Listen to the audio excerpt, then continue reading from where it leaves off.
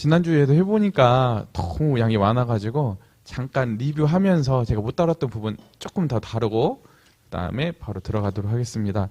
우리 지난주에 그 경주에 대해서 다시 배웠었죠. 그 목표를 향해서 전진하는데 그 목표를 향해서 전진해 갈 때 그 역동성은 뭐와 같다? 그때 진짜 그 늙지 않는 그 불로초라고 표현했죠. 예, 그 청춘의 샘, 불로초 이런 역동성으로 우리가 주님이 부르셨고 그 말씀이 어디 써 있냐면 우리 겉사람은 후패하나 속사람은 날로 새롭다 하는 우리가 진짜 그 정말 젊음 그 이런 육체적 젊음이라기보다는 하나님 가져다 주시는 그 영원한 젊음으로 섬겨야 되는데 그 얼마 지나지 않아서 왜 그 경기장에서 손이 내려가고 무릎이 연약해지냐 그 이유들이 있었죠. 왜 모임의 횟수가 줄었냐. 그때 히브리서에 있는 수신자들 입장에서 왜 그랬을까요? 그때 당시에 그들에게 왔던 고난이 세기보다는 계속 지속적으로 왔고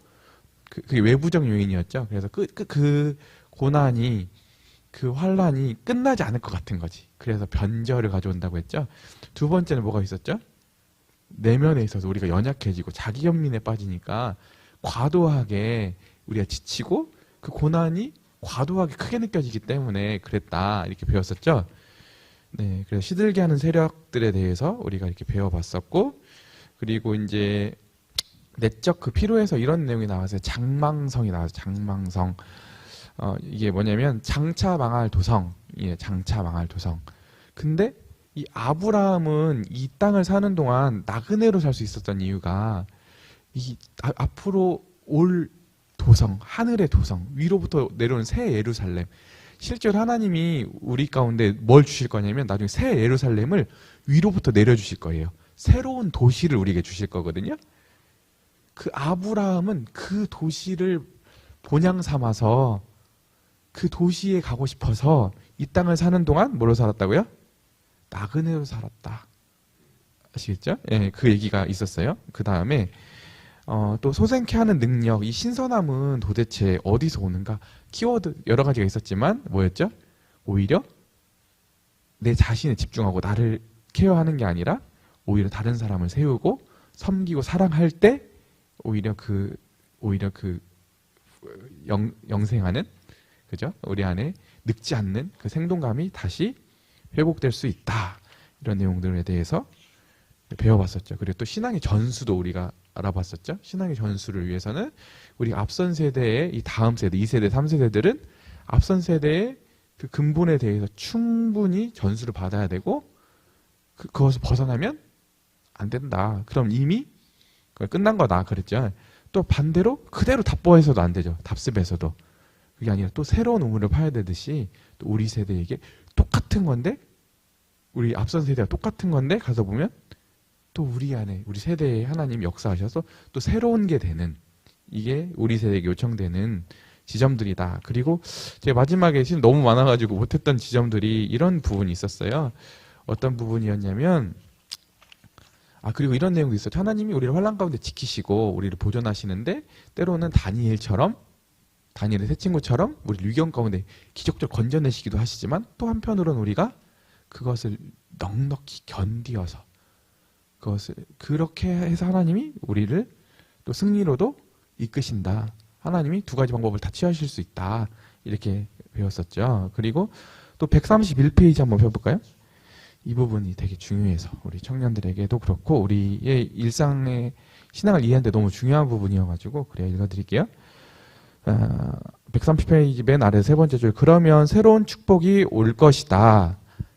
당신 자신이 깨어날 때 능히 다른 사람도 깨어나게 할 수 있으면 영적으로 각성한 그리스도인 모임이 생길 것이며 그것으로부터 빛이 더 멀리 퍼질 수 있다.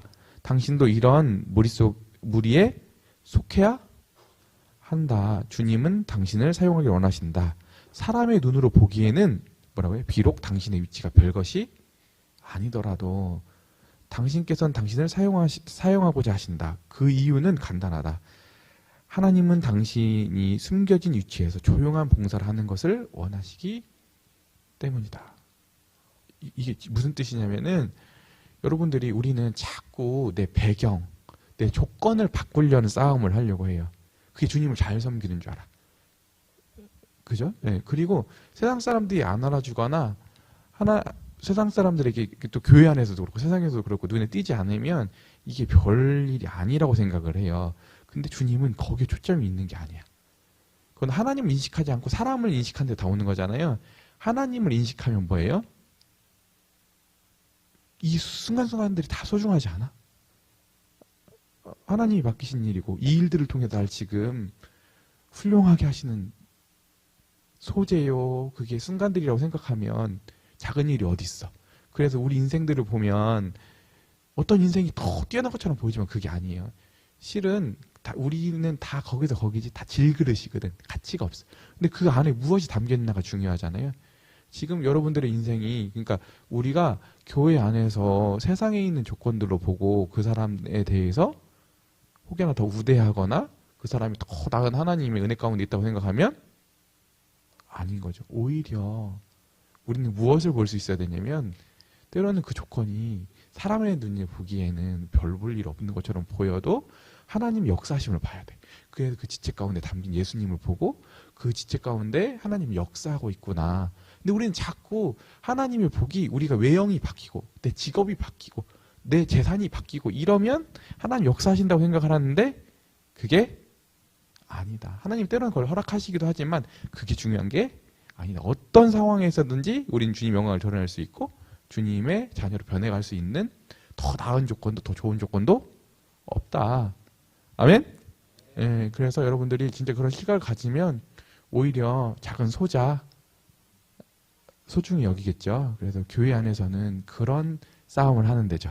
자꾸 교회 안에서 그런 것들을 더 갖추고 이런 것들을 자랑하면 사람들을 더 투기하게 하고 사람들이 그 자리에서 하나님을 그렇게 배워가야 되는데 어떻게 해요? 사람들이 자꾸 실은 사람이 사회적 동물이잖아. 그러니까 자꾸 보면서 그걸 따라가게 되어 있고 하나님이 하고 싶은 일들을 못 하시는 거야. 그러니까 교회 안에서 세상 것들 가지고 오지 마라가 이런 뜻인 거예요. 아시겠죠? 그래서 여러분들이 진짜 그 담겨져 있는 그 보화를 볼 수 있는 우리 여러분들 되었으면 좋겠어요. 그게 지난 시간에 못한 내용들이었습니다. 네, 그리고 이제 오늘은 이제 낭비된 특권에 대해서 들어갈 건데요. 6장입니다. 6장을 시작함과 동시에 정말 멋진 것 같아요. 우리가 이 앞으로 장차 올 영광에 대해서 오늘 우리 계속 표현했잖아요. 우리가 있는 신앙의 경주가 왜 현재 있는 고난이 어떻게 해석돼야 되는가? 그것들은 그냥 그 고난 자체로 해석돼야 되는 게 아니라 장차 우리에게 나타날 영광, 그죠? 하나님의 자녀로서 갖게 되는 그 앞으로 우리가 지금 헤아릴 수 없는 그때는 이제 우리가 표현할 방법이 없으니까 어마어마하다 이렇게밖에 표현을 못했잖아. 너무 커가지고 지금은 실은 이해가 안 되고 부황부황한 게 맞아. 이해되겠어요? 그 지점으로 가기 때문에 지금 매일매일 하루의 고난, 하루하루의 막막함 이런 것들이 다 뭐라고요? 그 지점으로 가기 위한 하나님의 지혜요 수단이라는 것을 인식해야 되고 하나님의 사랑의 방편으로 이해한다는 거였잖아요. 지금까지 배웠던 게. 그랬죠? 예, 우리가 신앙을 이렇게 이해한다고 하면 지금까지는 그러면 중요한 게 우리가 주님 예수님 믿고 시작하는 것도 너무 중요하지만 오늘 히브리서에서는 미래로 현재 우리 구원을 보자 이거였죠. 우리가 지금까지 계속 해왔던 게 반복되었던 게 그거였잖아요. 오늘은 이제 그렇다고 하면 장차 나타날 영광이 현재 우리 로마서에 표현하면 우리의 지금 당하는 고난은 앞으로 장차 나타날 영광에 비할 수 없도다 했을 때 그 장차 나타날 영광이 무엇인가에 대한 거를 오늘 자세히 쓰고 있어요. 근데 이걸 이해하려면 잘 따라와야 돼. 진짜 좀 잘 따라와야 돼요. 그 장자권에 대한 이해들, 구약의 이해들을 통해서 구약의 이해뿐만 아니라 이걸 또 대비해가지고 우리 신약에 있는 교회의 특권들과 신약 성도들의 특권을 이해하기 때문에 이게 중첩을 막 시켜야 돼. 그러니까 그래서 조금 머리가 조금 이게 헷갈릴 수 있지만 차근차근 따라오면 감으로라도 알 수 있거든요. 그래서 여러분들 오늘 한 내용도 진짜 중요해요. 저번에 고난만큼 중요하거든요. 그래서 오늘 이 과는 다 못 따라요. 실은 아까 거기 했던 과 중에서도 양이 너무 많아가지고 오늘은 뒤에 제일 중요한 전도와 양육이 있거든요. 성도의 목양 이 측면은 뺄 거예요. 그 특권 중에서도 나머지 앞에 있는 부분들, 뭐 기도, 그다음에 헌신 이런 부분들은 다룰 건데 그 내용들은 다음 과에 붙여서 이렇게 배우도록 하겠습니다. 네, 그래서 오늘 우선 말씀은 우리 이천영 씨가 읽어주겠어요. 네. 제6장 낭비된 특권. 음행하는 자와 혹 한 그릇 식물을 위하여 장자의 명분을 판 에서와 같이 망령된 자가 있을까 두려워하라. 너희 아는 바와 같이 저가 그 후에 축복을 기업으로 받으려고 눈물을 흘리며 구하되 버림바가 되어 회개할 기회를 얻지 못하였느니라. 네. 이제 오늘 이 본문의 이야기는 누구의 이야기냐면 히브리서를 수신하는 사람들의 이야기지만 1차적으로는 누구 이야기냐면 에서 이야기죠. 네, 에서 창세에 나온 에서 이야기고, 그런데 이제 오늘 이 본문에 들어가기 앞서서 우리가 진짜 그 하나님의 영광된 자녀됨의 특권, 오늘 장자권의 특권을 배울 건데 자녀됨의 특권이 더 구체적으로 장자권이에요. 왜 그런지는 이제 되고 나면 알게 될 거예요. 근데 이 장자권의 특권을 알게 되면 우리 안에 어떤 현상이 나타나는가, 실은 제가 배우는 목적들에 대해서 일부 청년들에게 이렇게 왜 이걸 배우는가에 대해서 내가 눈누차 얘기했었거든요. 그게 여기 써 있어요. 왜냐하면 우리가 그 영광스러운 장자권에 대한 특권들과 하나님에 비추어서 이 빛을 보게 되잖아요. 이 말씀을 우리가 받게 되고 깨닫게 되잖아요. 그럼 어떤 지점이 오냐? 실로 첫째 줄에 신약의 구원에서 주어진 위치는 높지만 거기서 떨어지는 것도 역시 깊다. 그러니까 오늘 이 본문에 대한 짧은 해석인데, 특권이 큰 만큼 그것을 잃어버리면 손실이 막대하다.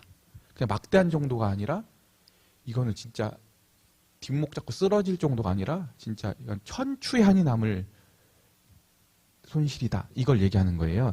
그러면서 우리가 건전한 그리스도인의 생활은 기쁨을 향해 있지만, 그죠? 우리가 구원받고 너무 즐겁고 하나님 주신 이 운명 생각하면 기쁨이 있잖아요. 근데 한편으로는 주님이 주시는 이 경고는 우리를 막 불안하게 하려고 하는 게 아니라 우리에게 그 특권적인 삶으로 우리를 살도록 내밀려고 하나님이 이 경고들을 주시는 건데, 그래서 겁먹고 막 떨란 얘기가 아니라 그 경고와 그 엄중함이 우리에게 어떤 현상을 가져다 주냐면 여기에는 신중성과, 그죠? 우리가 예수님 믿고 막 밝고 즐겁고 사랑 막 풍성함도 있는데 한편으로는 우리 안에 그 딱 주어지는 우리 안에 창조되는 성품이 뭐냐면 신중성, 그죠? 감사가 넘치는 책임, 조심성 깊은 신뢰가 더 첨가되어야 한다. 멋지지 않아요? 우리 인생이 막 유의적이고 막 하루하루 쫓아가는 뭐 굉장히 그런, 요즘 뭐 유튜브 보면은 뭐 이런 굉장히 아프리카 TV 나오는 그런 BJ들이 막 떠드는 정도의 그런 인생 말고 진짜 저 인생 보면 신뢰롭다, 신중하다, 하나님의 자녀로서 우리가 그런 성품과 인격. 그런데 한편으로 보면 어때요? 가서 보면 경박한 게 아니라 그 안에 또 자유도 있고 기쁨도 있고, 이게 양가적으로 다 있는 우리의 인격을 형성하게 된다. 그 지점으로 가야겠죠. 그래서 우리가 모였을 때 어때? 우리가 막 너무 막 쪼여, 너무 우리가 막 율법적으로 돼.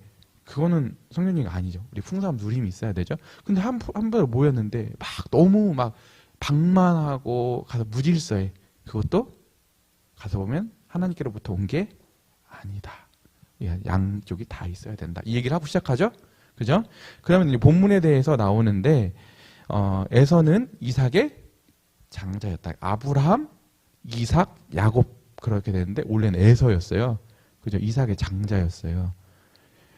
본 서신의 저자는 에서의 행위와 그 결과를 독자들의 특권과 그들의 책임과 그들의 위험성을 주목하도록 끌고 있다. 지금 에서 이야기를 쓰고 있지만 지금 누구에게 쓰고 있냐면 히브리서에 있는 수신자들에게 지금 고난 가운데 지금 신약 성도의 특권을 지금 그걸 내팽개치려고 하는, 고난 가운데 너무 지쳐서 더 이상 내팽개치는 정도가 아니라 옛날에 그 구약에 있는 제사로 다시 돌아가려고 하는 그 히브리인들에게, 옛날 삶으로 다시 돌아가려고 하는 히브리인들에게 이 에서의 이야기를 통해서 지금 경종을 울리려고 하는 거다.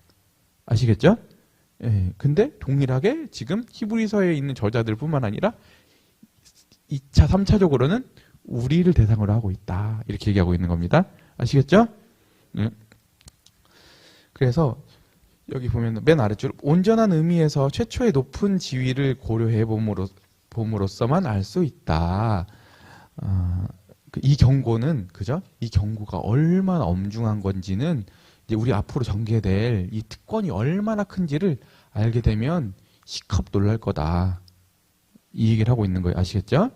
그래서 히브리서 독자들은 유대인 출신만큼이나 장자의 특권이 무엇인지를 잘 알고 있다. 그죠? 지금 히브리서 수신자들은 유대인들이었죠. 그러니까 너무 그 장자권의 특징을 너무 잘 알았어.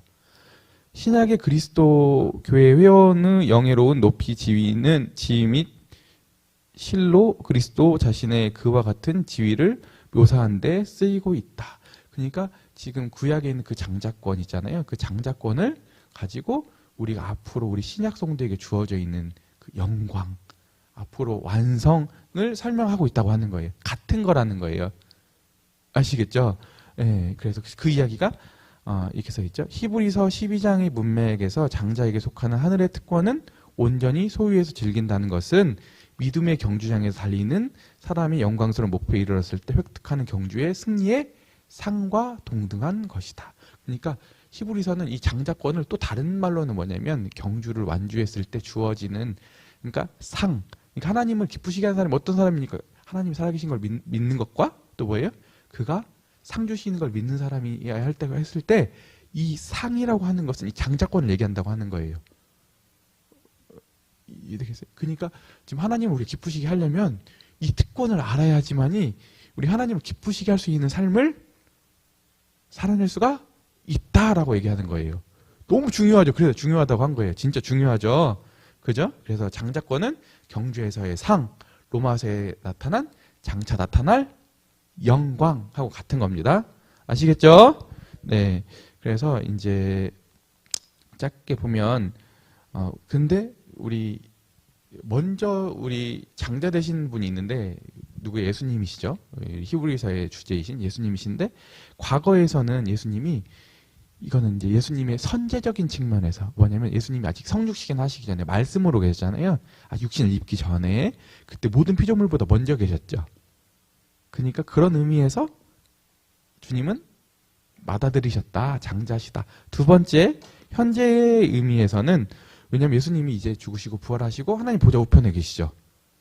그죠? 그래서 그분이 지금 우월하시죠. 비교할 수 없는 지위와 영광 가운데 계신 분이시잖아요. 그게 현재 우리 예수님의 장자권이시다. 세 번째 미래 측면에서 보면 구속함을 얻은 자들 가운데 영광스러운 구속자로서 나타나게 될 것이다. 이게 무슨 뜻이냐면 우리들이 다 장자예요. 왜 그런지 제가 설명드릴게요. 우리들이 다 장자인데 장자 중에서 장자이시다. 이걸 얘기하는 거예요. 주님이. 앞으로 미래의 완성에서는 이것을 얘기하고 있는 겁니다.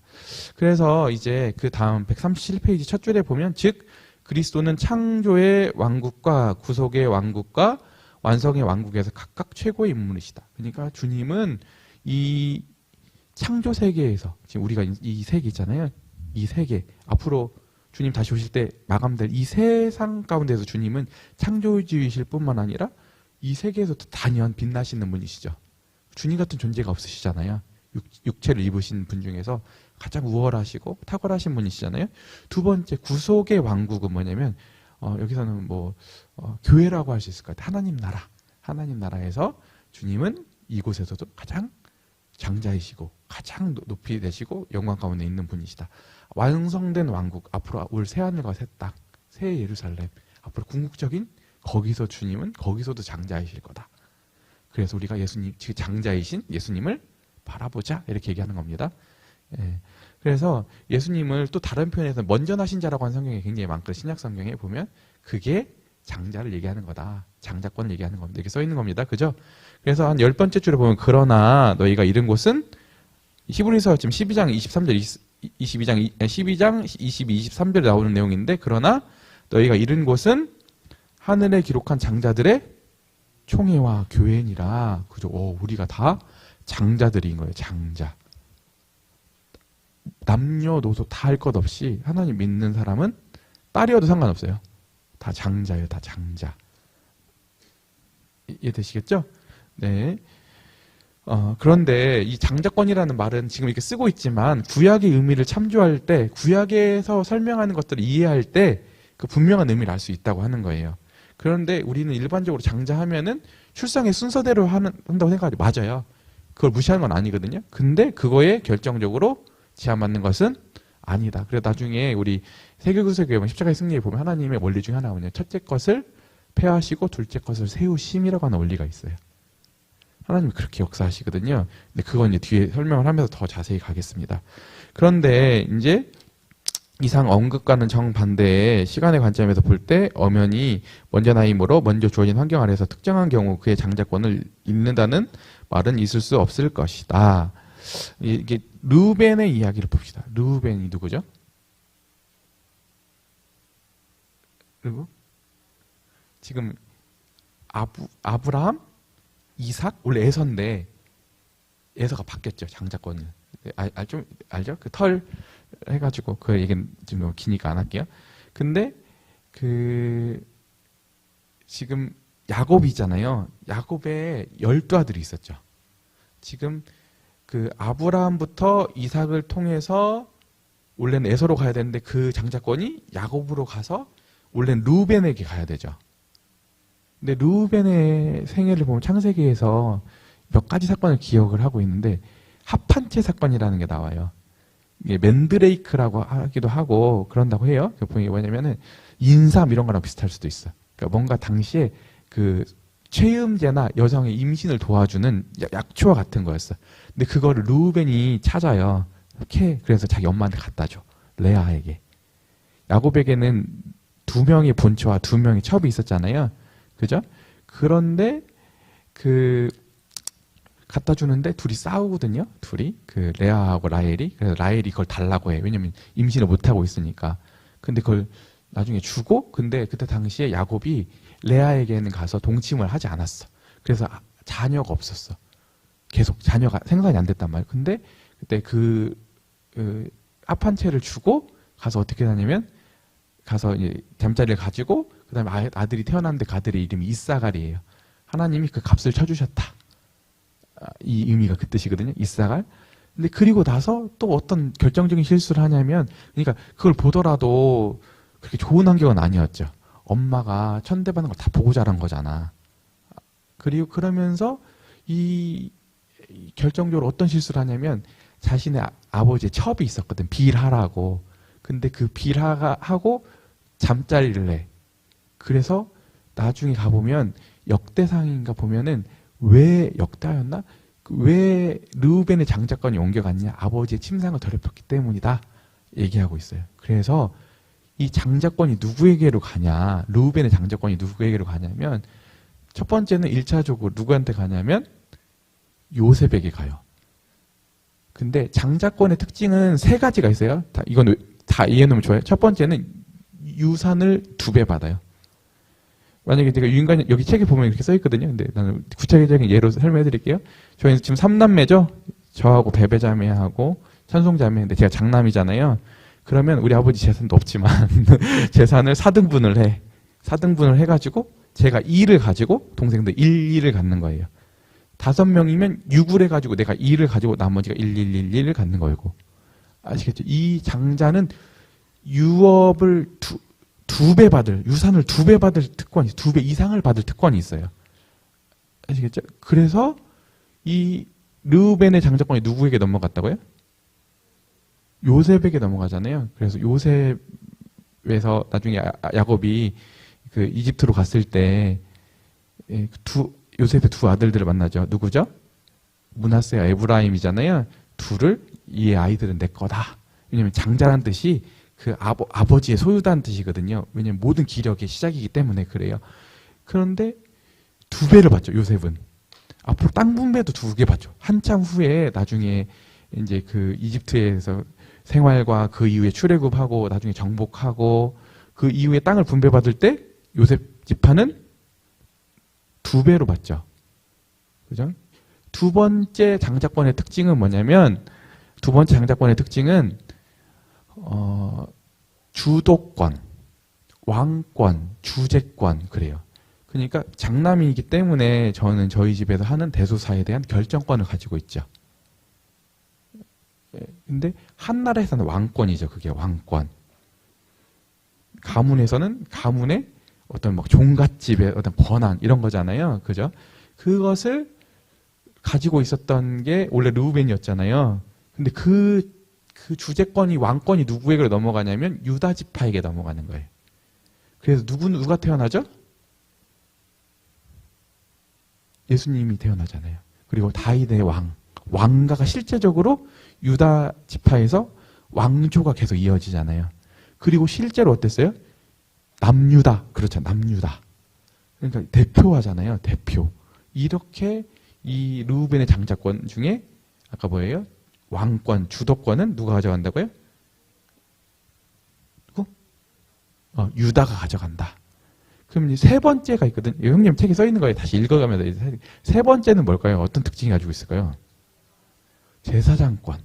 그러니까 만약에 우리 집에 가정예배를 드린다. 그럼 그 가정예배에 집도할 수 있는 권한은 저한테 있는 거예요. 장남이기 때문에. 이해되시겠어요? 우선 지금 아버지니까 아버지시지요. 근데 그 장남이 가지고 있는 거거든요. 제사장권을. 근데 그 제사장권이 원래 누구 거였어요? 르우벤 거였잖아요. 근데 그 제사장권이 누구에게 넘어갈까요? 레위에게 넘어가요. 근데 희한하게 원래 레위는 어땠어요? 그 디나 사건이 있죠. 창세기 보면 그 야곱의 딸 중에 디나가 겁탈 당했는데 거기 가서 그 민족을 다 전멸시키잖아요. 그래서 나중에 이 야곱이 저주하죠. 너는 그 포악성 때문에 너는 흩어져 살 거다. 그래서 나중에 보면 레위 지파는 다 흩어져 살죠. 각 이스라엘 본토 땅에서 다 흩어져 살잖아요.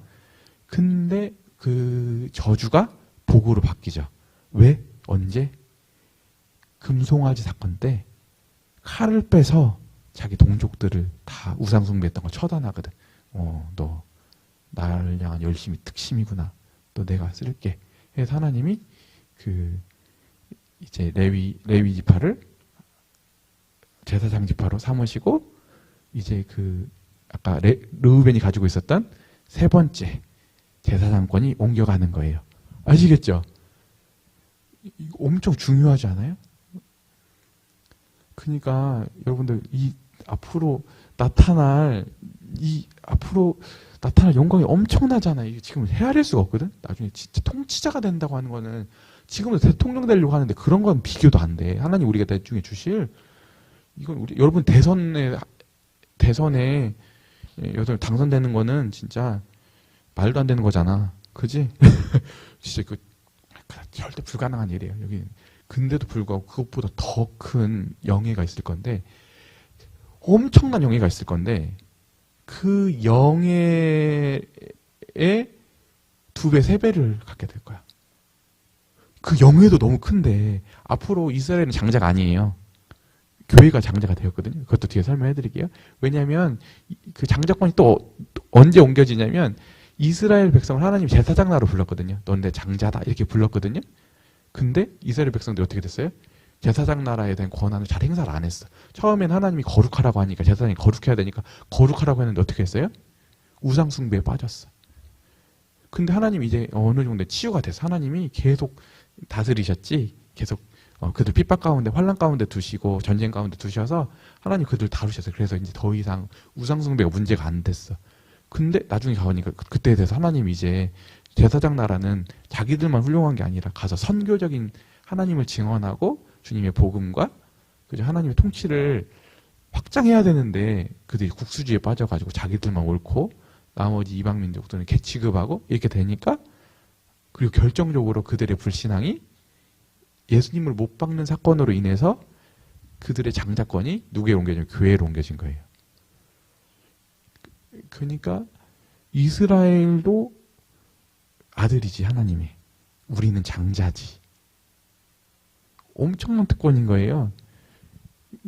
그러니까 지금 원래 이해가 안 된다 이렇게 보고 있는데 안 돼야지 맞아. 이게 너무 부방방해서 실제 엄청난 특권이거든요. 이게 아시겠어요? 신약교회 가지고 있는 특권은 그래서 하늘에서 그러니까 신약에서 신약에서 제일 작은 자보다 세례 요한이 구약을 대표하잖아요. 세례 요한이 신약에서 제일 작은 자보다 작다고 아시겠어요? 우린 장자고 거기는 아무리 훌륭해도 아들도 나쁜 게 아니에요. 근데 장자는 어마어마한 영광. 이런 이야기예요. 네, 그런 이야기를 읽어가면서 봅시다.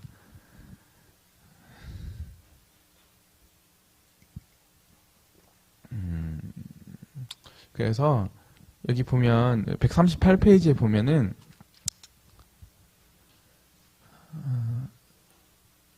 모든 창조물 여섯 번째 줄 창조물보다 먼저 나신 자라고 한 것이다. 이것은 그리스도가 시간상 먼저 나셨기 때문에 이렇게 쭉 나오고 여기서 지배자로서의 우월성을 지니고 계심. 그죠? 아까 장자권의 특징이죠. 주권자 지배자로서 예수님이 그런데 이제 그 장자권의 특징들이 복수 성격임을 말해준다. 그죠? 복수. 원래 그 원어도 장자권에 원래 히라버 있잖아요. 언어로 보더라도 복수형을 띠고 있는데 왜냐면 그 성격 자체가 복수이기 때문에 복수형을 쓴다고 하는데 첫 번째는 권위의 위치 뭐예요? 아까 주권자. 그다음에 제사장으로서의 봉사. 그죠? 제사권. 그다음에 유업의 2배의 복. 유산에서의 특권. 2배됨의 특권을 가지고 있는 거죠. 그렇죠. 그래서 이 이야기를 제가 지금까지 한 이야기를 형제님이 이제 권위의 위치. 그죠? 첫 번째 뭐예요? 주권. 다스리는 이 측면을 쭉 설명하고 있는데 여기서 좀 볼 부분들은 뭐냐면 이게 다윗의 이야기에서 보면은 이제 사울 왕이 다윗을 초대했는데 형이 이제 가서 가족 제사를 드리라고 했어요. 다윗한테. 그래서 그 왕이 초대한 자리 못 왔거든요. 근데 사울이 그것을 허락해줘. 왜? 너무 중요한 권한이야. 형인 장자권을 행사해서 동생한테 시키는 것을 왕도 존중해줬다니까요. 그만큼 장자권이 중요하다. 그렇죠? 그래서 이 이야기에서는 보면은 결국에서는 아까 다시 한번 강조하지만 르우벤의 그 주재권이 유다에게로 옮겨졌다. 그래서 식탁에서는 나이와 등급의 그리고 그 이스라엘 장자들이 갖는 그 주재권 중에 특징이 뭐냐면 위계질서예요. 위계질서. 실은 옛날에 보면 딱 정확하죠. 자위정, 우위정 해가지고 탁탁탁탁 그 신하들이 그 자리를 벗어날 수 없잖아. 그게 위치를 상징하잖아요. 그런 것처럼 위계질서가 정확했어요. 아시겠죠? 장자들이 차지하는 위치는 첫째 자리. 첫째 자리. 그래서 첫 열매 다 장자 얘기하는 거예요. 신약에서도. 앞으로 이 의미로 보면 굉장히 신약이 풍성하게 보일 거예요. 아시겠죠? 네, 그리고 이제 제사장으로서의 봉사. 이건 뭐예요? 제사장권이죠. 아까 얘기했던. 여기 보면 장자는 두 번째 줄 가족의 제사의 주관에도 관여했음을 볼 수 있다. 즉 그는 가정의 제사장 역할을 해야만 했다. 그죠? 우리가 때로는 장례식을 치르거나 아니면 교회 관혼상제 여러 가지 그런 가족의 그런 예배적인 측면에 있어서는 뭐 추도 예배나 이런 것들에 대해서는 다 제사장권을 장자가 가지고 있다. 그죠? 네. 그런데 이 또 장자권의 이야기가 또 어디에 등장하냐면 출애굽에서도 나와. 그죠? 왜냐면 첫 번째는 여기 보면 그 아래서 한 10번 위로 10번째 줄 이스라엘을 말살시키고 나아가 하나님의 처음 난 자들을 파멸하라고 획책했던 바로. 바로가 너무 이스라엘 백성들이 번성하니까 장자들을 아들들 다 잡아 죽이잖아요. 그죠? 그러니까 실제로는 하나님의 백성들의 장자들을 위협했지. 그죠? 그래서 하나님이 그에 대한 보응으로서 재앙을 내리셨다. 장자권에 대한 도전을 하나님께서는 그것을 10가지 재앙으로 보복하셨다. 그렇게 나와 있죠? 여기 보면 여기 보면은 처음 난 이들을 파멸하라고 획책했던 바로에 경노하자 이에 대한 반응으로서 그죠? 하나님께서는 사람과 짐승의 애굽산 첫 열매를 멸망시키기로 작정하셨다. 무시무시하죠? 하나님이 그리고 또 그 아랫줄에 보면은 출애굽기에 보면 여호와의 말씀에 이스라엘은 내 장자라. 그죠? 내가 놓기를 거절하니 내가 내 아들 내 장자를 죽이리라. 그러니까 뭐냐면 애굽 네가 감히 내 장자를 볼모 삼아 안 내보내? 너희들 장자들 다 작살났어. 하나님이 이렇게 무서우신 분인 거예요. 그 말이 써 있는 거예요, 여기에. 그죠? 이걸 조금 성경이니까 이렇게 구어체로 돼 있는 거지. 이런 뉘앙스인 거예요, 이런 뉘앙스. 아시겠어요? 그래서 그때 하나님께서는 이스라엘의 처음 난 소생을 6월절에 구출하셨기 때문에 유대의 모든 장자는 특별한 의미에서 하나님께 헌납되어진 것이라고 간주하라고 명령하셨다. 그러니까 실제로 이스라엘의 장자권은 누가 가져가신 거냐면 하나님이 그 출애굽 사건에서 이집트에 있는 애굽에 있는 모든 초태생들 장자들은 다 죽었죠. 근데 이스라엘은 그거 살려주셨잖아. 누구 거야? 하나님 거지. 그러니까 하나님이 이것을 나눠주실 수 있는 권한을 그분이 명분을 획득하신 거죠. 그죠? 그러잖아요. 그죠? 그리고 그 의무와 특권을 포함하여 여호와께 대한 봉헌과 장자로서 지닌 장자권은 근본적으로 피차 간에 결합되어 있다. 이게 무슨 뜻이냐면 아까 장자권의 어떤 그런 특권들 있잖아요. 그 특권들은 있는데 그것과 하나님을 위해서 구별된 이게 이 사건에서 같이 결합된다고 하는 거예요. 그러니까 거룩하고 성별되는 것과 뭐예요? 아까 장자권의 그 특권과 의무가 이 출애굽 사건에서 결합된다, 합쳐진다 이렇게 얘기하는 겁니다. 아시겠죠? 네. 그래서 여기 보면 아까 그 얘기가 또 나오죠? 아까 그래서 쭉 가다 보면 광야에서 네 번째 줄에 금송아지에게 경배를 드리자. 제가 설명드렸던 아까 레위가 하나님 편에 서니까 그때부터 원래 르우벤에 있던 장자권이 레위에게로 옮겨갔다. 이게 다시 하고 있는 겁니다. 그리고 그 아래 보면 그 이름으로 나오죠. 한 12번째 줄 되는 것 같아요. 내가 이스라엘의 자손 중 모든 처음 난 자의 대신으로 레위인을 취해야 한다. 그러니까 하나님이 이제 다 내가 가져온 장자권을 누구 줄 거야? 레위 줄 거야. 하나님이 이렇게 주실 수 있는 권한이 있었죠. 왜냐하면 가져오실 수 있는 빌미가 어디서 된 거예요? 6월절 사건에서 된 거죠. 아멘? 저 이해 좀 너무 어떤 지체들 이해를 잘하는 지체들인가 좀 난감해한 지체도 있어. 한번 전환하시고 그다음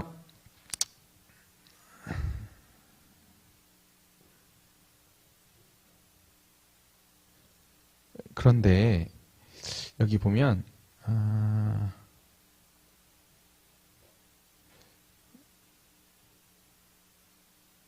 맨 아랫줄에서 네 번째 줄 그 단락에서 그러나 이와 같이 레위를 특별히 불러낸 이후에도 모든 처음 난 이스라엘의 제사장 직분을 지닌 특정한 종류의 가정과 가족이 있었지만 성전 봉사만을 반드시 배타적으로 레위의 의무였다. 그러니까 모든 사람들이 그 가정들에서 다 제사장적 역할을 가장 했죠. 장자들이. 근데 그것과는 별개로 그런 제사 말고 공적으로, 국가적으로, 민족적으로 레위가 장자 역할을 감당해왔던 것이 구별되어야 된다.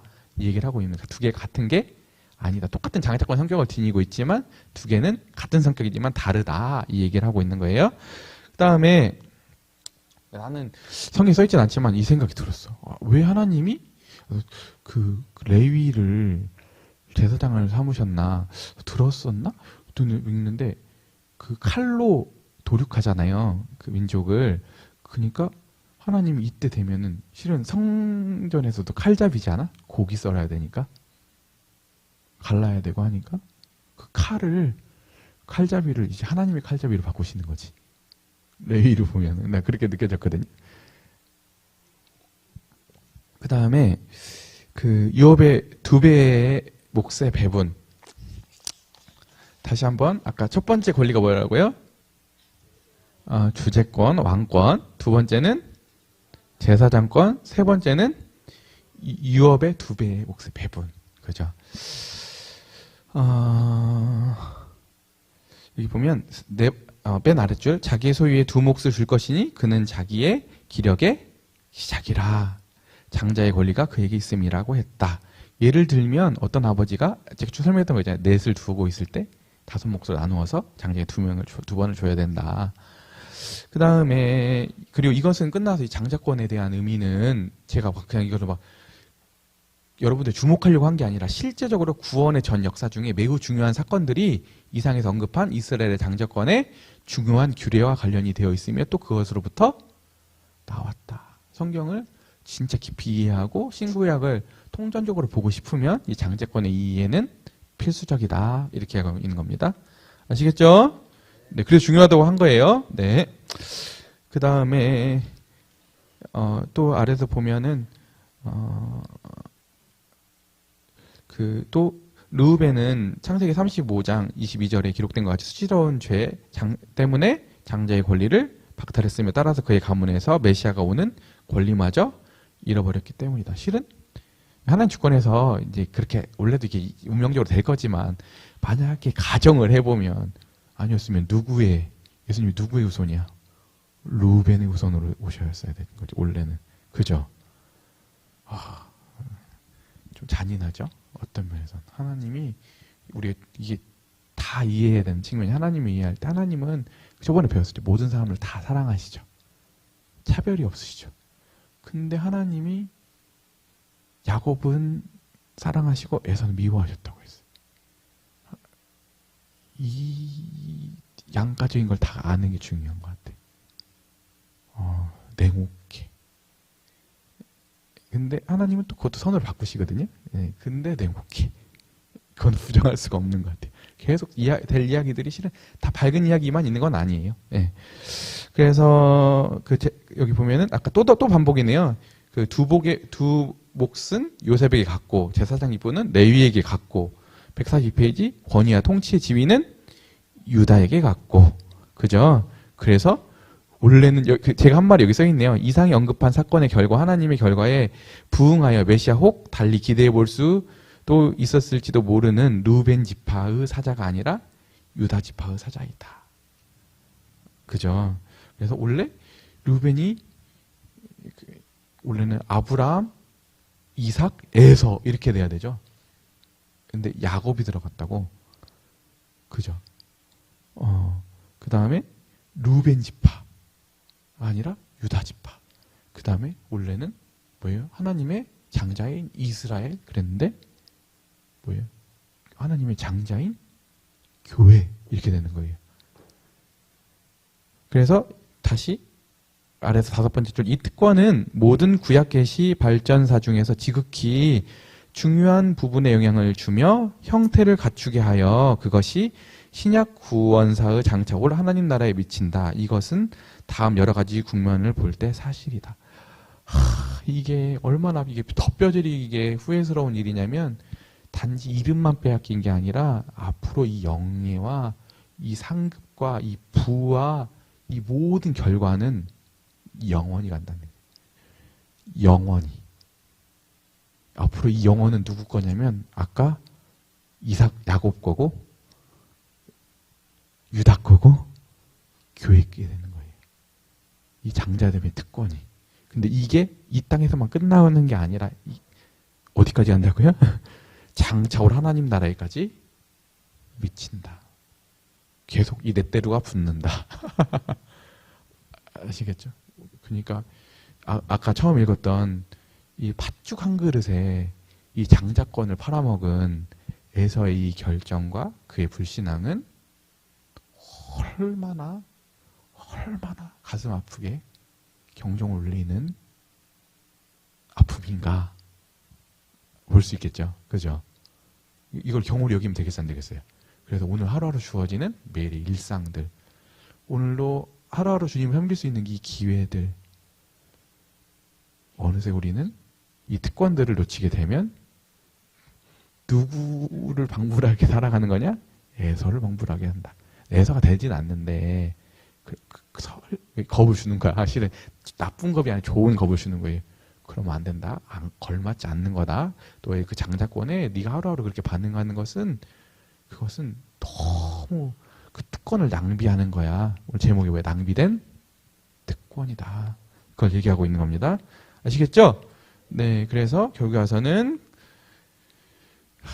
가슴 아프지만 그 레위 제사장 지파로서의 역할은 레위가 하게 되고 정치적으로 보아 유다가 그 왕권을 지도권을 맡았고 왕조로 보아 실제 다윗의 왕가가 되어져서 유다 지파를 통해서 그리고 예언적 메시아의 관점 실제적으로 너무 더 안타까운 거는 유다 입장에서 영광스럽지만 유다 지파를 통해서 영적 그리스도 우리 주님이 유다 지파를 통해 오는 영광은 실은 누구에게로 갔다? 유다 지파에게로 갔다.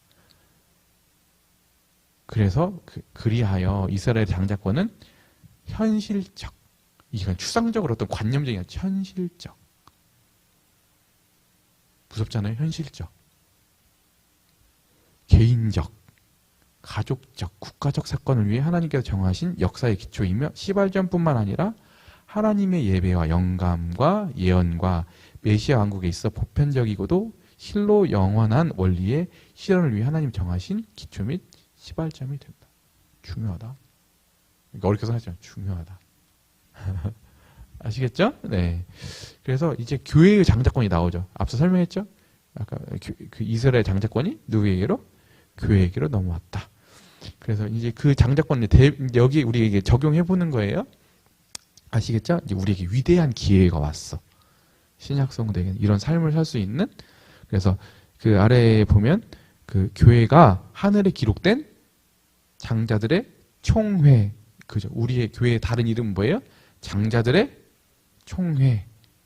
하늘에 기록된. 지금 우리 여러분들 이름이 구원받을 때 하늘에 기록되잖아요. 그게 다 장자의 명단에 들어가는 거예요. 여러분들도 다 장자예요. 이 특권을 가지고 있는. 그래서 현저하고도 영광스러운 충만한 하늘의 축복, 그죠? 유산의 2배, 영적이고 하늘에 속한 제사장의 직분, 제사권, 그 다음에 하나님께 주신 왕권의 통치, 아까 주제권, 왕권 이렇게 되는 거죠. 그죠? 네. 그래서 아까 또 그 단락에 맨 아래 보면은 그러나 이 장자권 아까 세례 요한 얘기해드렸죠. 설명했던 부분입니다. 하지 않겠습니다. 네. 그래서 이제 그 아까 유산의 2배 받는 그 신약 교회, 신약 성도 갖는 그 충만한 신약의 그 축복, 그 2배 받는 유산, 그 권한에 대한 것을 어떻게 신약 성도들은 이해해야 되는가에 대한 설명을 하겠습니다. 아시겠죠? 네, 그래서 5번째 줄에 보면 장차 교회는 지금 여기서도 실로 뭐예요? 두 몫의 축복을 가지는 것은 사실이지만 그 이상이기도 하다. 딱 2배가 아니라 그 최소선이 마지선이 두 배인 거야. 그 이상이다. 하늘에서 지극히 작은 자도 율법 시대에 있는 지극히 큰 자보다 크다. 이게 세례요한 얘기죠. 그래서 제가 우리 아이들과 요즘에 지금 한 달도 안 됐나? 그 지금 아이들 집에 적어놓고 요절 외우기 하거든요. 집에서. 지금 이 말씀 적어놨어요. 찬송하리로다. 하나님 곧 우리 주 예수 그리스도 아버지께서 그리스도 안에서 하늘에 속한 모든 신령한 복으로 우리에게 복 주시되. 하늘에 속한 모든 신령한 복. 뭐예요? 장자권. 이해되시겠어요? 그렇게 쓰고 있죠? 형제님이? 네. 너무 멋지지 않아요? 진짜 멋져요. 진짜 멋지죠. 근데 이 신약성도 갖는 이 지위와 영광은 아들이에요. 아들. 종이 아니에요. 종. 그러니까 뒤에 가보면은 충만의 특징을 하면은 풍성함이에요. 풍성함. 뭐라고 해요? 충만함. 풍성함. 2배 이상이니까 충만하고 풍성한 거잖아요. 그죠? 그래서 보면 한량, 여기 보면은 아래서 한 15번째를 되는 것 같아. 한량 없는 생은 기쁨을 안겨주고, 다함 없는 즐거움으로 인도하셨고, 승리의 삶을 살도록 힘을 주셨고, 우리의 인격에 참된 위엄을 지니게 하셨으며, 사실 인간의 진정한 고상함을 영구히 충족시키도록 하셨다. 이거 너무 멋지지 않아요? 우리가 하나님의 자녀들로서 충분하게 우리 여기서는 좀 인격적인 것 같아요. 우리 존재, 기품 이게 너무 멋지지 않아요? 이 지정으로 우리를 부르신 거예요. 그래서 그러므로 신약의 의미에서 본 구원은 측량할 수 없는 그리스도의 풍성이 된다. 그리스도의 뭐라고요? 풍성. 그것은 부활하신 그리스도의 활동 영역이며 그것은 바로 지금 그리스도의 강력한 역사의 총계이다. 왜 예수님이 우리 구원하시고 지금도 역사하시냐면 우리를 어떻게 하려고? 풍성. 2배의 장자권을 우리에게 주시려고 이 뜻이에요. 그죠? 그러니까 내가 온 것은 양으로 생명을 얻게 하고 더 풍성하게 하려고 한 것. 이게 장자권을 2배 주는 거다. 같은 의미다. 아시겠죠? 네. 그리고 측량할 수 없는 풍성이 어디서 드러나냐. 히브리서에서는 이렇게 얘기해요. 뭐냐면 신의 산을 얘기하거든요. 히브리서 읽어보면 신의 산에서 율법을 받을 때 영광스럽거든요. 근데 그들이 두려움 가운데 받거든요.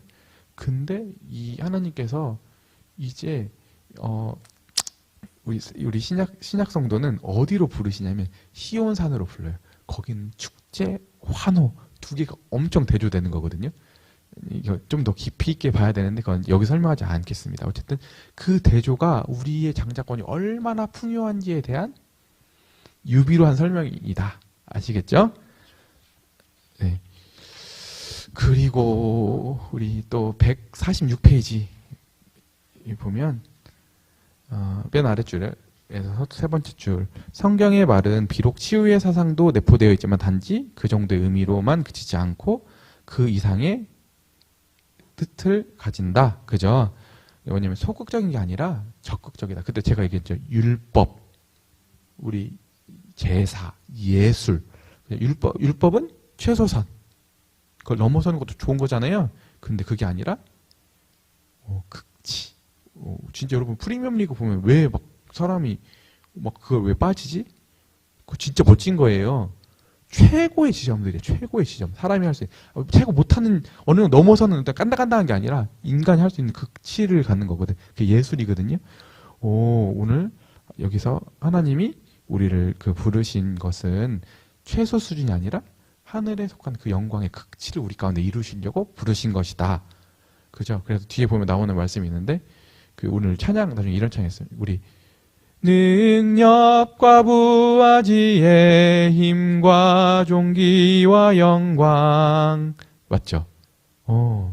여기 보면 우리의 능력과 부하지의 힘과 존귀와 영광 오늘 진짜 하나님은 우리를 그냥 치유 정도가 아닌 우리를 부욕해 하시려고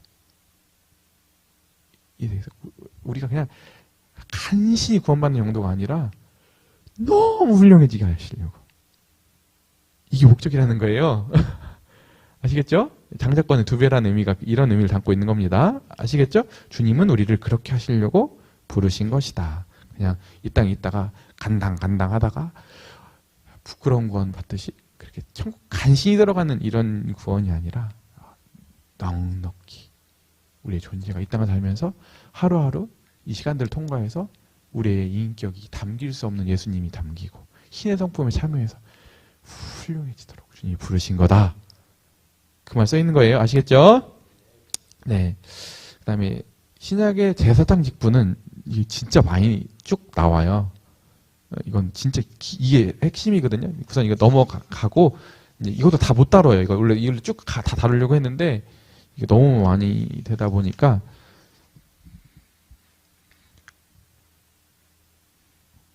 혹시 지금 녹화하고 있나요? 녹화하고 있군요. 녹화하고 있는 거 맞나요? 네, 오케이.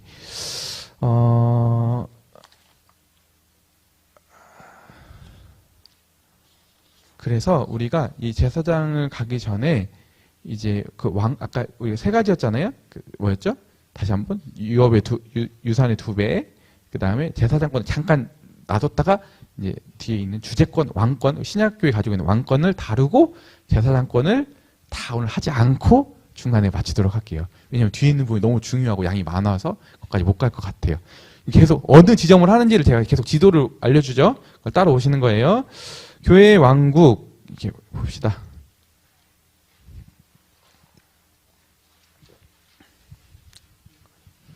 여기서 보면 아까 찬양에 나와요. 우리는 주와 함께 이 땅에서 다스리리. 아시겠어요? 우리가 이건 조금 미래적인 측면이 있어요. 미래적인 측면. 앞으로 우리 주님 다시 오시면 우리 주님과 함께 이 세상을 통치할 거예요. 이게 그냥 찬양을 가사로만 있는 게 아니라 실제 여러분들 왕이 될 거예요. 왕.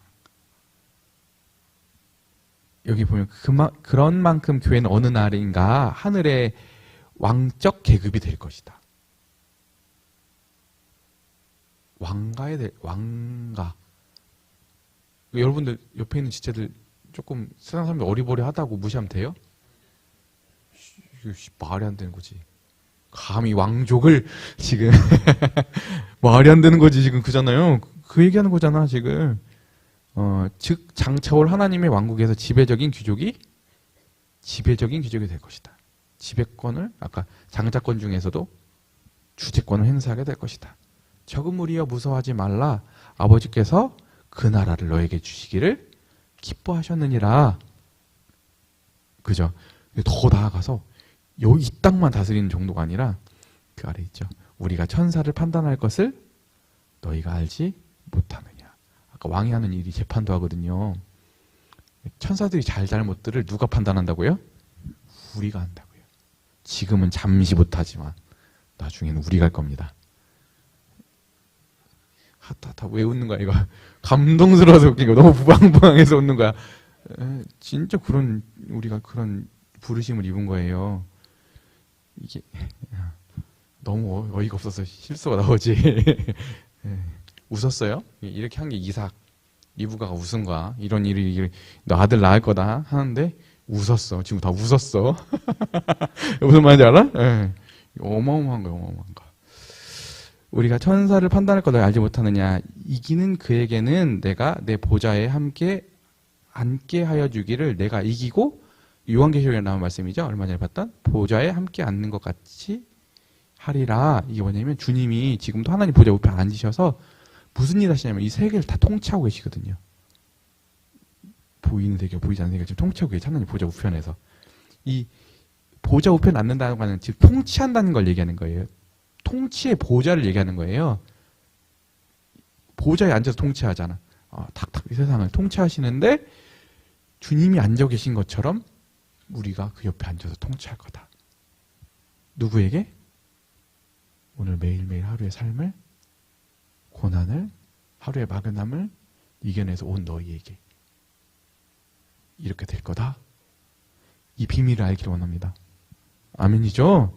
네. 그리고 맨 마지막, 이는 주 하나님이 저희에게 비침이라 저희가 세세토록 왕노릇 하리로다. 계시록을 보면 다시 보이겠죠? 얼마나 영광스럽게 써 있는지. 우리의 완성이. 다시 돌아갑시다. 제사장으로 갑시다.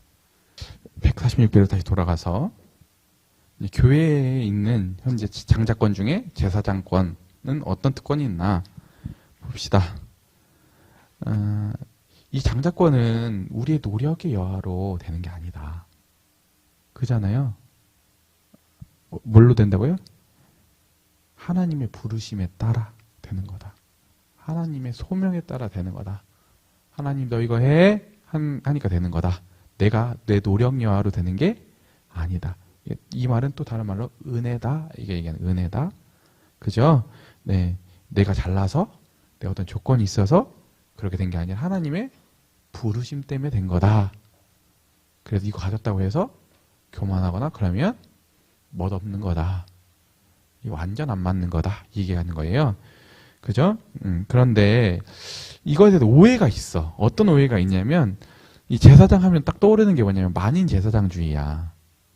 특히나 우리 같은 교단들은 뭐 장로교단들은 별로 그런 게 없어요. 오히려 너무 뭐 캐톨릭이나 거기들은 너무 성직자주의대로 갔어. 근데 우리는 뭐냐면 여기 보면 교회의 일반적인 제사장 직분에 대해서 말하는 방법이 피상적이고 무사려하다. 그러니까 너무 제사장이라는 이해에 대해서 다 모른다. 성도들이 너무 모른다. 무지 가운데 있다.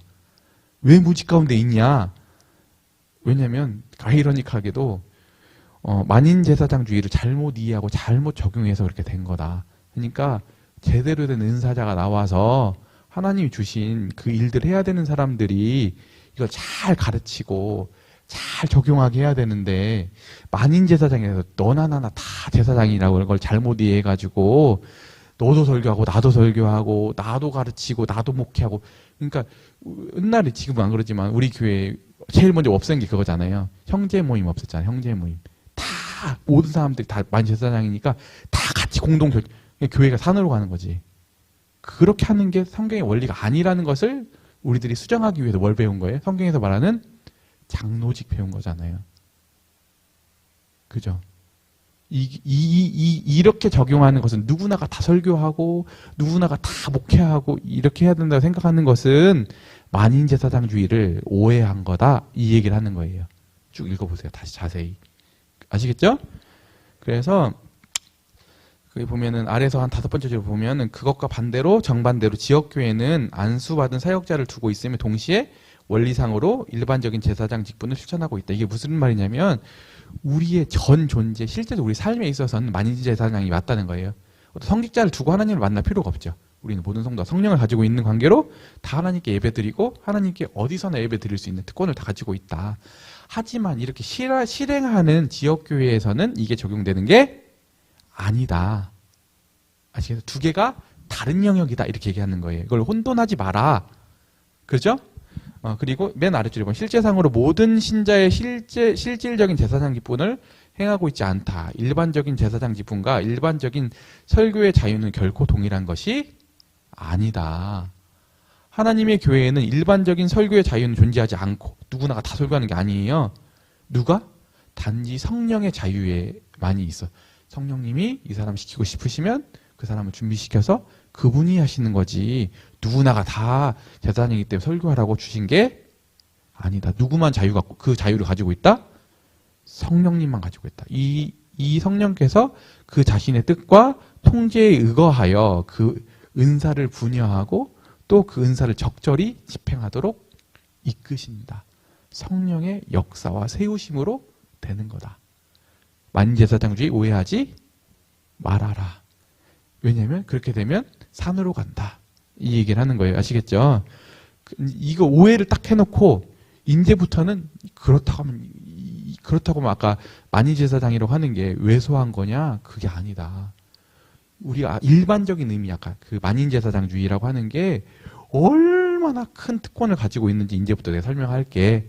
이렇게 얘기하고 있는 거예요. 아시겠죠? 예. 그래서 맨 아랫줄에서 6번째 줄 보면 일반 제사장 직분이 그것의 실질적인 성격상 마치 특별히 임명된 사역자나 혹은 지역교회 담임 목사 여기서 여기 형제님이 이제 번역을 여기서 했기 때문에 우리 장로라고 합시다. 여기는 아마 이렇게 번역을 했을 거예요. 장로의 안수 우리 장로 형님들 안수하죠. 세우실 때 공적으로 와서 마저 부정하거나 따라서 교회 안에서 모든 남자 신자들이 아무런 차이도 없이 동등하게 목회하고 설교하는 것을 긍정해 주는 것처럼 생각하여 일반적인 제사장 입군을 교회의 조직과 목회적 제도의 실제적 설교를 담당하는 따위의 관점에서 보는 일 등인데 우리는 이 점에서 조심해서 그렇게 해석하지 않도록 해야 할 것이다. 아시겠죠? 이 부분은 만인제사장주의 다시 한번 오해하지 말아라. 그러면 이제부터 이제 아까 그렇다고 하면 본래 만인제사장주의의 의미는 뭐냐? 한 중간에 그 말씀 로마서 이렇게 쭉 있는 옆에 보면 일반 제사장 직분이 단지 주일에만 해당하는 것이 아니라 아침부터 저녁까지 그리고 우리의 생애 전반에 해당되는 것임을 명백히 밝히고 있다. 일반 제사장 직분은 교회 모임이 시작되고 마치는 동안에 한정되는 것이 아니라 분명 그런 직분은 예배하기 위해 모인 집회, 성경 읽기 또는 기도 모임에만 해당되는 직분이 아니다. 이게 무슨 뜻이냐면은 이제 내가 얘기할 만인 제사장이라고 하는 것은 교회 안에서 어떤 특정한 일들 하고 이런 게 아니라 우리의 모든 삶과 우리의 전체 인격, 우리 전 존재의 전인격성에 걸쳐서 이것을 얘기할 거야. 단편적으로 교회 와가지고 오늘도 잠깐 하나님 앞에 예배드리고 내가 하나님 기도했어. 이걸로 확인하는 정도의 만인 제사장이 아니라 나의 모든 전 존재가 하나님 앞에서 제사장직을 수행하는 장자권을 행사하는 그 이야기를 내가 이제 할 거야 얘기하는 거예요. 아시겠죠? 네. 그래서 그 아래서 5번째 이 은사는 개개인의 경우 성령의 인도하심을 받아 하나님의 정하신 임무와 개인이 수여받은 재능에 따라 실천되어야 한다. 그러므로 일반적인 직분과 성령의 인도를 받는 은사와 활동은 피차 간에 구분되어야 한다. 또 얘기하죠. 잘 구분하라고. 이거 오해하지 말라고. 얼마나 중요하고 이거 오해가 너무 많으니까. 또 얘기하고 넘어가는 거예요.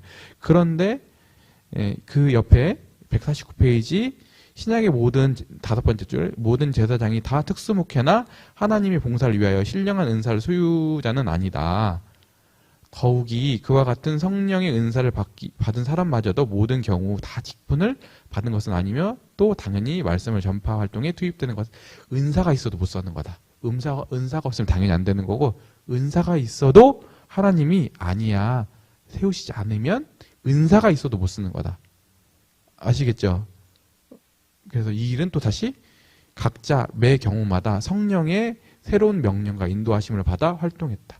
이 일은 사람 조화가 아니라 성령님의 조화다. 성령님께서 하시는 거다. 아시겠죠? 이것을 사람의 일로 생각하면 그때부터 문제가 발생한다. 그죠? 예. 그리고 이제 이런 관점에서 볼 때 성령님의 인도하심이 교회의 모든 모임의 시초에서만 적용되는 게 아니라 성령의 인도하심은 뭐예요? 마술적인 게 아니라 자연적이며, 그죠? 그러니까 나 같은 경우도 오늘 여러분들 이거 왜 하고 있냐? 내가 어느 날 뚝딱 오늘 자고 일어났는데 막 하나님 영감을 주셔서 막 하겠어? 나는 근데 어느 식으로 영감을 주셨어. 진짜 어느 날 갑자기 대학교 때부터 우리 부모님의 표현에 의하면 책 한 잘 안 읽는 애였거든. 만화책도 안 읽는다고 얘는. 슬기점이 같이 살았으니까 알 거 아니야. 책 진짜 안 읽는 사람. 근데 갑자기 대학교를 갔는데 하나님이 신학책을 다른 철학책을 그 어려운 책을 봐야지만 잠이 와. 진짜 아파도 내 지금 아프잖아. 그때 책 봐도 아파. 희한하다니까 진짜. 근데 그렇게 배우지 않고 습득되지 않고서는 오늘 하나님 오늘 영감 줄게. 너 이거 말씀 이렇게 되는 게 아니라 하나님이 그 일들을 하는 주관하에서 하시지만 내 개인의 삶을 보더라도 반드시 자연적으로 그것을 하게 하셔서 그걸 갖추게 하셔서 하신다고 하는 거예요. 아시겠죠? 여러분들도 다 그렇게 준비되는 기간들이라고 하는 거예요. 뭔가. 종점이 뭐 신기해. 오늘 종점이 뭐 악기나 뭐 기타 한다길래 하나님 너 악기 쳐 하니까 이거 저 얘기가 쳐. 이게 인사라 이게 설명할 수가 있는 게 아니에요. 종점이 누가 나 기타 칠 거라 생각하도 못했거든. 근데 하나님이 정철아 너 기타로 섬겨라. 이거 다 기타로 섬기잖아. 이것은 하나님이 시키시는 거라. 이게 꼭 기타를 얘기했지만 은사라고 하는 게 그런 성격이 있다는 거예요. 아시겠죠? 네. 그런데 이게 어떤 역사하는 게 실제적으로 그 사람을 준비시키는 데 있어서 시간과 생활 전형을 총망라하게 그 사람을 준비시키는데 그 은사만 주고 역량만 주는 게 아니라 그 사람 존재 자체를 다 바꾸시다. 훌륭하게. 그 일 하기 합당하게. 나중에 오늘 하루하루 왜 훌륭해진 줄 알아요? 나중에 우리 주님을 통치해야 되잖아요. 거기에 걸맞는 인격이 돼야 되잖아. 인격은 그냥 오늘 하나님이 딱 만들어지는 게 아니야. 오늘 하루하루 이런 지점을 통과해서 반드시 나중에 주님같이 통치할 수 있는 거기에 걸맞는 인격을 오늘 하루 만드시는 거라니까. 주님이 이 땅에 오셔서 훌륭하셨잖아요. 그 말 써있죠? 주님이 그때 우리 배웠었잖아요. 마치 키와 그분이 자랐듯이 그분이 그렇게 성장했듯이 우리가 하루하루 그렇게 자라는 거다. 오늘 하루가 그냥 흩어지는 시간이 아니라 오늘 하나님이 나중에 장자권을 원 없이 활용하기에 합당한 우리 인격이 돼야 될 거 아니야. 그게 안 돼 있으면 얼마나 불안해. 거기 합당한 인격으로 우리를 지금도 빚으시는 시간들이다. 하나님은 무엇을 하나 그냥 그 능력만 준비시키는 걸 얘기하는 게 아니라 아까 실은 한 부분을 얘기한 거지만요. 실은 주님은 어떤 부분을 잘하냐 안 하냐 그 부분보다는 그 사람 존재를 지금 전인격성을 다 갖추게 하시는 기간들이다. 그렇게 이해하면 좋겠습니다. 아시겠죠? 네. 그래서 매 경우마다 그리스도인의 전체 삶을 가리킨다. 그것은 결탄코 단지 교회의 제도나 원리나 하나님의 봉사에서만 배타적으로 교회에서만 성길 때만 그러라고 한 게 아니라 모든 전영에 걸쳐서 그렇게 하라고 주님이 하신 것이다. 네. 그래서 이제 우리가 하나님이 우리를 이렇게 제사장으로 준비해 가는 것은 아까도 어떤 하나의 어떤 역량이나 한 영역만 이렇게 가르치시는 게 아니라 우리의 전 존재를 지금도 훌륭하게 그 제사장 직무를 행하기에 장자권을 행사하기에 지금도 훌륭하게 하나님이 지금도 이렇게 인도해 가신다. 그런데 이것은 사람의 노력으로 되는 게 아니에요. 위로부터 말미암는 역량이 있어야 되는데 그래서 형제님은 그 이야기를 설교를 가지고 와. 설교를 할 때 말이나 또 지식으로 하는 한계가 있다면 사람이 안 변해. 그래서 여기 보면 그러기에 말씀 설교자 세 번째 줄 강단에 임하기 전에 강단에 서기 위하여 자신이 친히 준비하며 올바른 말씀과 메시지를 달라고 하나님께 기도하며 집에서 묵상과 기도의 시간을 갖는다는 것이 그대로 성령의 인도하심을 받고 있다는 성경적 사상과 완전히 일치되는 것이다. 위로부터 어디 사람이 만들어내는 게 아니라 하나님이 그 일을 해주시라고 그런 능력 주시라고 그분께 의존되어 있어야 된다는 거예요. 그분을 의지해야 된다는 거예요. 오늘도 내가 뭐 재주 있다고 해서 막 말 잘하면 처음에는 그렇게 좋겠지. 근데 한 사람도 안 변해. 더 망해. 근데 오늘도 내가 부족해도 기도하고 올라오고 하나님 오늘 사로잡으면 이 메시지가 바뀌지. 사람이 변하지. 나도 변하지. 이걸 목적하고 있다고 하는 거예요. 아시겠죠? 그래서 꼭 그 설교뿐만 아니라 이 모든 제사장적 직무 앞으로 나오는 희생적인 봉사, 기도, 전도, 목회, 그다음에 축복 이런 일들은 다 내 힘으로 하는 게 아니라 뭐예요? 그 전인격성을 갖추실 수 있는 하나님께 의존해서 해야 되는 것이다. 이 얘기를 하는 겁니다. 아시겠죠? 그런데 이제 그러면 이제 제사장 직무는 알겠는데 또 오류가 있어. 어떤 사람들이 있냐면 그건 교회가 하는 거라고. 그 제사장적 직무는. 형님이 뭐라고 하냐면 맨 아래줄에 두 번째 줄. 그렇지만 성경은 각 개인의 신자의 개별적인 책임을 가르치고 있다. 교회에 숨지 마라. 네가 하는 거다. 네가 모여서 교회가 되는 거다. 네가 실력이 안 자라면 교회도 안 자란다. 네가 해라 이거예요. 그죠? 물론 교회의 힘을 받아야 되지만 그것을 피하려고 하는 거. 교회가 하지 하면 자기는 안 하는 거. 이거를 얘기하는 거예요. 그렇게 써 있죠? 네. 그리고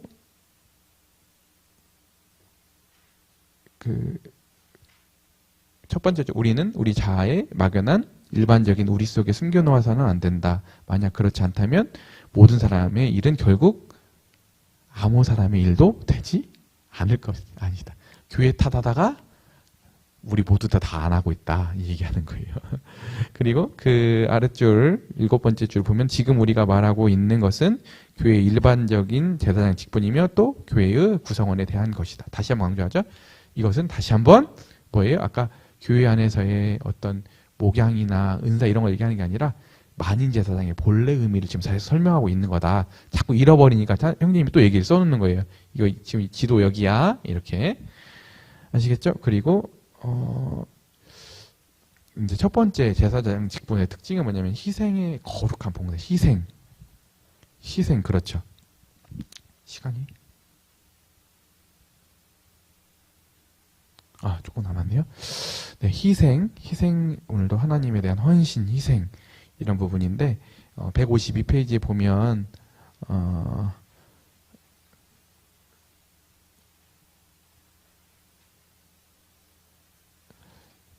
한 12번째 줄 같아요. 막 스며드신 막 이렇게 은혜 속에 있다가 그러고 보면 여기에 신령한 희생은 성령께서 역사하시고 성령께서 충만하신 거룩한 봉사들의 행위이다.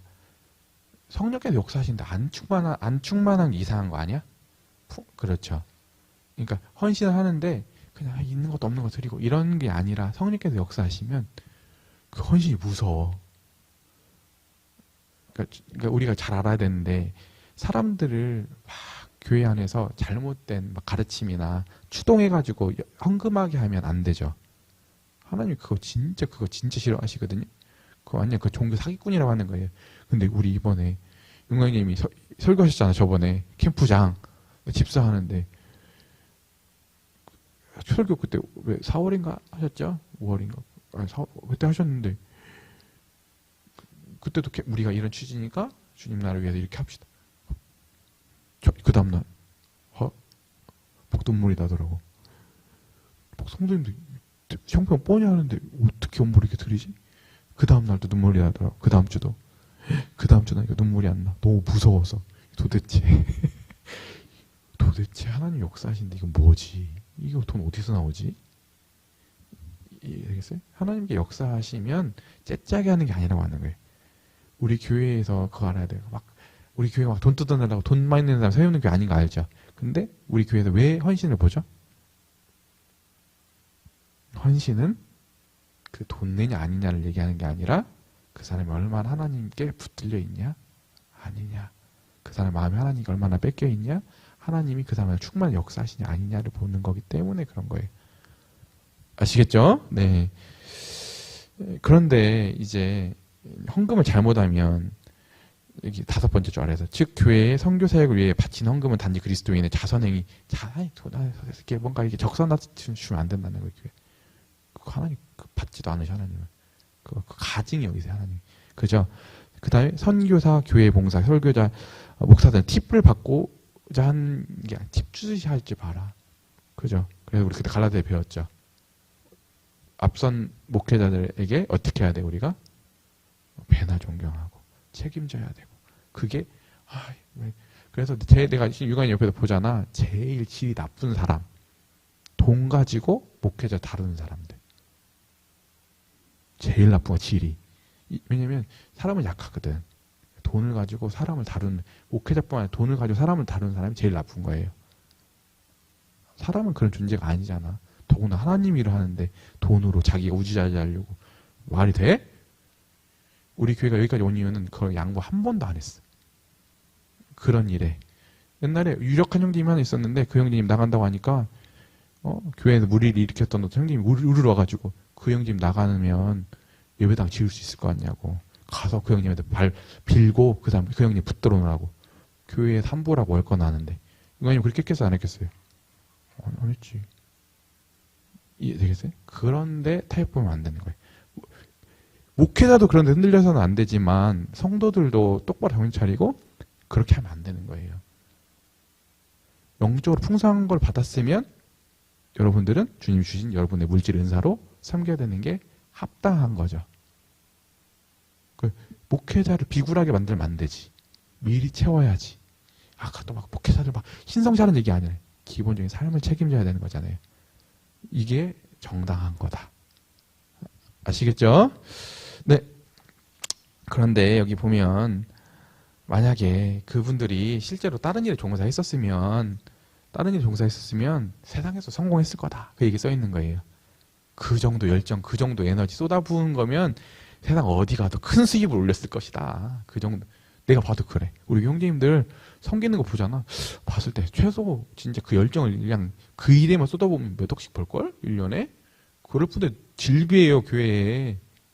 근데 주님 의미를 하려고 그 일들 안 하는 거지. 할 수 있어도 보여도 안 하는 거지. 그래, 안 그래요? 네, 옆에서 보면 진짜 그런 게 질비해, 교회 안에. 그런데 또 하나, 이제 또, 형님, 어떻게 이런 말 쓰는지 모르겠는데, 153페이지에 한 10번째 줄에, 물론 세상의 직업을 능히 성취해낼 수 있는 사람이 교회의 전담 일꾼이 되는 것도 사실이다. 그러니까 결국에 또 그런데 또 아이러니컬하게 또 세상에서 능히 그 일들 잘하는 사람이 교회 안에서도 목회를 할 수 있는 거다. 왜냐하면 세상적인 직업의 이런 고와 여부 때문에 그러는 게 아니라요. 그러니까 옛날에 그랬거든. 꼭 신학교 가는 애들이